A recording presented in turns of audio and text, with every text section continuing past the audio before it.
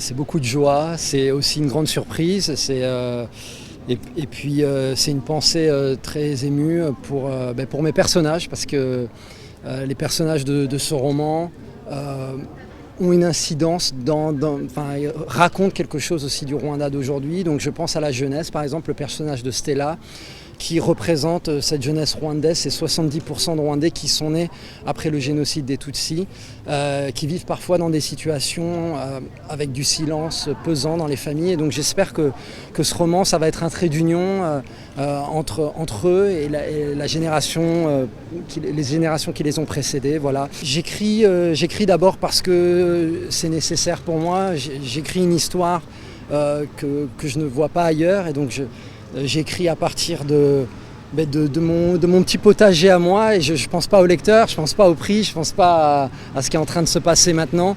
Et c'est pour ça que c'est une joie après des mois dans une chambre à écrire un texte, de voir que ce texte n'a plus besoin de moi et qu'il va avoir sa vie propre. Et ça, c'est fabuleux. Alors oui, je suis en train de travailler sur un album que je sortirai l'année prochaine avec une tournée.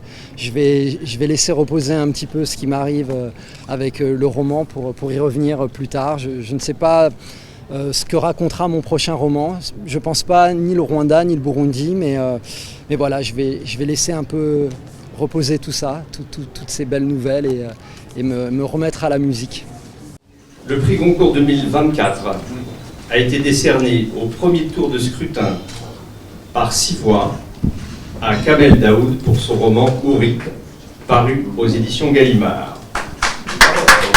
Ce Goncourt a du sens pour moi, pour ma famille, pour mon épouse, pour mes 3 enfants, mais il a du sens aussi pour tous les écrivains et ceux qui veulent écrire de l'autre côté des murs de nos démocraties, comme je le disais depuis tout à l'heure, et qui ont peur, qui sont diffamés, qui sont attaqués, qui sont cernés, qui sont terrorisés, qui sont tués, etc. Je pense que ça raconte une belle histoire de littérature, et ça peut peut-être inspirer de la confiance. Pour moi, j'ai envie de revenir vers le Goncourt, peut-être dans 10 ans, avec un livre écrit sous un pseudonyme. Mais la réalité, c'est que ça donne aussi un souffle pour ceux-là qui, de l'autre côté, je pense notamment aux écrivains en Algérie, qui ont peur. Kamel, par ici.